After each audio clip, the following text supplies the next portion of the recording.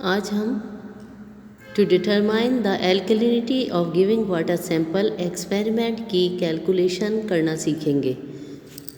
इसके लिए सबसे पहले हमें टेबल कैसे बनानी है। हमारी रीडिंग आई थी 5.8 फिनोफ्थिलीन रीडिंग एंड 3 रीडिंग्स आई थी फिनोफ्थिलीन की, और 3 रीडिंग आई थी हमारी मिथाइल ऑरेंज के साथ 15.8 अप्रोक्सीमेट। तो अब हम टेबल कैसे बनाएंगे। सबसे पहले हमें लिखना होता है सीरियल नंबर, उसके बाद volume of water sample taken,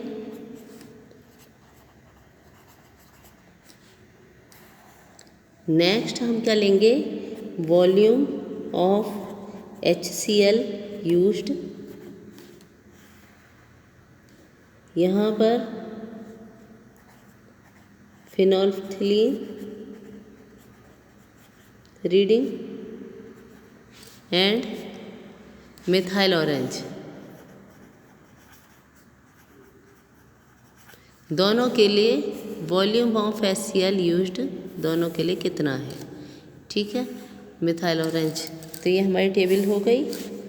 इस टेबल में हमने सबसे पहले लिखा सीरियल नंबर 1 2 3। अब वॉल्यूम ऑफ वाटर सैंपल हम 10 ml से ले रहे हैं। Readings 10 ml water sample transfer to a conical flask, ऐसे करके हमने एक्सपेरिमेंट किया था। और ब्यूरेट हमारा 0.0 ml पर सेट था।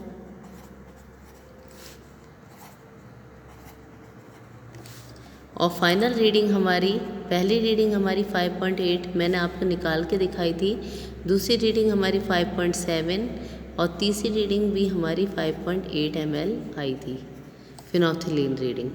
जब हमने उसमें मिथाइल ऑरेंज इंडिकेटर डाला था तो उसके बाद हमारी रीडिंग आई थी 15.8 ml।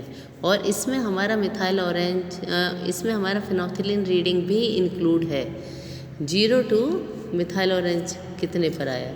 दूसरी रीडिंग हमारी मिथाइल ऑरेंज की आई थी 15.6 ml और लास्ट रीडिंग हमारी फिर से वही रिपीट हुई थी 15.8 ml।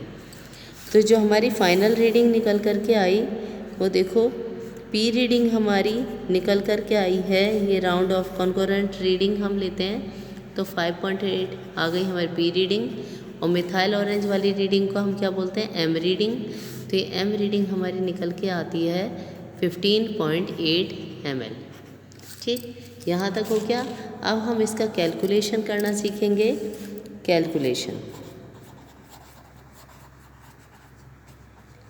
कैलकुलेशन में हम N1V1 equals to N2V2 formula use करेंगे।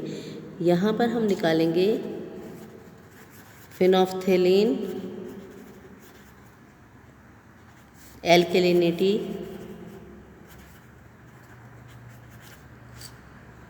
P equals to N1V1 equals to N2V2, where N1 is the normality of water, V1 is the volume of water and N2 is the normality of HCl which we are used in our burette, and V2 is the P reading और M reading।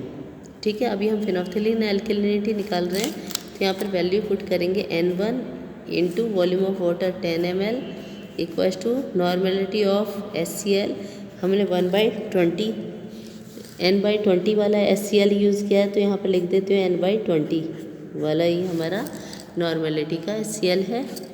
Into volume कितना हमने, हमारी reading कितनी आई है 5.8, इस value को हम यहाँ पर पुट कर देंगे। N1 की वैल्यू हम निकाल करके लाते हैं तो 1/20 इंटू 10 5.8 इजिकल टू हमारा जो आंसर आया है यहाँ पर वो आता है नॉर्मेलिटी 0.029। ये नॉर्मेलिटी आई। और नॉर्मेलिटी की एक और पहचान है कि हमारी नॉर्मेलिटी हमेशा 1 से कम होती है, तभी नॉर्मेलिटी सही आई है। इसके बाद phenolphthalein alkalinity equals to normality into equivalent weight of CaCO3 and क्योंकि हमें मिलीग्राम पर लीटर में निकालना है इसलिए 1000 से मल्टीप्लाई करना होगा। और यहाँ पर हमारा आंसर आ जाता है N1 की वैल्यू पुट करेंगे 0.029 इंटू 50 इंटू 1000 इक्वल्स टू आपका आंसर आ गया यहाँ पर 1450.000 ppm। तो इस तरह से आपको फिनोल्फ्थालीन एल्कलिनिटी कैलकुलेट करना आगे। अब हम आगे क्या सीखेंगे, मिथाइल ऑरेंज एल्कलिनिटी कैसे निकालेंगे। मिथाइल ऑरेंज एल्कलिनिटी यानी M is equals to N1V1 equals to N2V2 where N normality of water हमें निकालना है। वॉल्यूम ऑफ वाटर 10 ml रखते हैं। नॉर्मेलिटी ऑफ HCl 1/20 दिया हुआ है जो हमें बना करके सॉल्यूशन दिया है। और V2 is a reading of 15.8। ये मिथाइल ऑरेंज की लिए के एडिशन पर जो रीडिंग आई थी 15.8। यहाँ से हमने नॉर्मेलिटी ऑफ वाटर निकाल लिया। नॉर्मेलिटी ऑफ वाटर हमारा यहाँ पर कैलकुलेट करके आएगा 0.079। पहले की तरह ही हमने कैलकुलेट कर लिया। अब methyl orange alkalinity equals to normality into 50 into 1000 और ये आंसर हमारा निकल कर के आता है 0.079। आपको पता है नॉर्मेलिटी दे रखी इंटू 50 इंटू 1000। तो आपका आंसर यहाँ पर आ गया 3950.000 ppm। तो ये आपके P और M रीडिंग आ गई। अब हमें आगे क्या करना है, अब हमारी P और M जो रीडिंग आई हैं उसको हम अपनी टेबल से रिलेट करेंगे। तो टेबल में हमें क्या दिया, if P is equals to M then only hydroxide ion present. तो सीधे सीधे हाइड्रोक्साइड आयन प्रेजेंट, तो P और M की रीडिंग एक हो गई। If P is equals to half of M यानी हमारा जो अभी ppm में रीडिंग आई है, अगर उनके आंसर का रिलेशन हमारा M की रीडिंग हमारी कितनी आई है 3950, अगर हम उस M की रीडिंग को आधा कर दें तो वो P के इक्वल बैठ रहा है, तब हमारा ओनली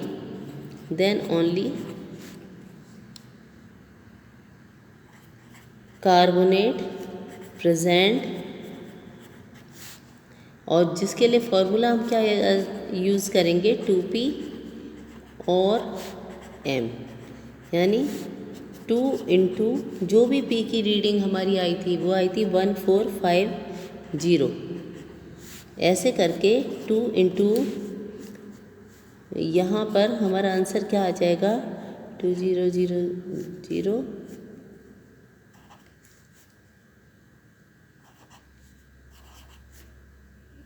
इतना ppm आपका आंसर आ गया। क्या आए ये हमारे यहाँ पर कार्बोनेट आयन, ये हमने कैलकुलेट कर लिए।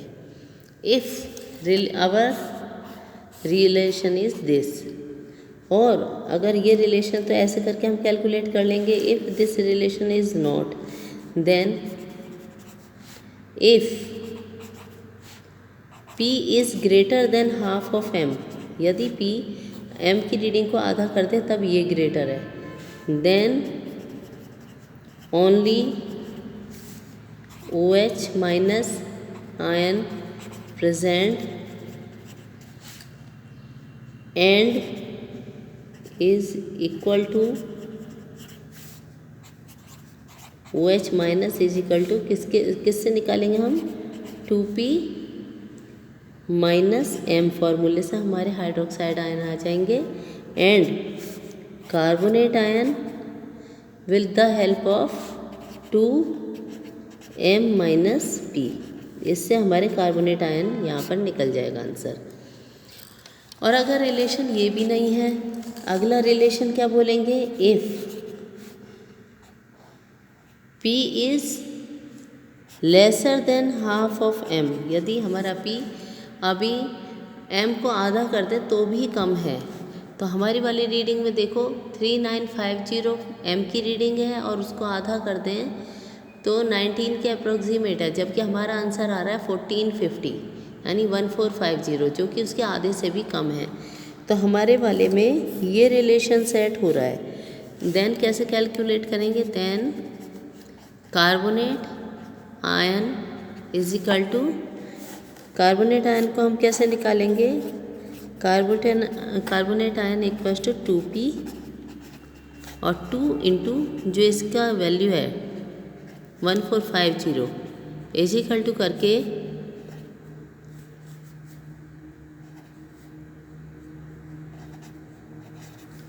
इतना ppm आपका कार्बोनेट आ गया हमारे आज के एक्सपेरिमेंट में। और बाइकार्बोनेट आयन हम कैसे निकालेंगे? बाइकार्बोनेट आयन निकालने के लिए हमें m-2p फॉर्मूला इसमें लगाना होगा। तो ये टेबल से हम देख लेंगे,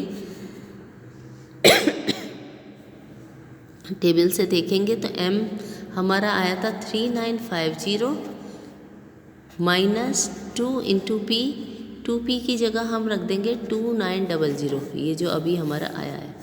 इसको वैल्यू को पुट करके हमारा क्या आंसर आ रहा है? 3950 माइनस 2900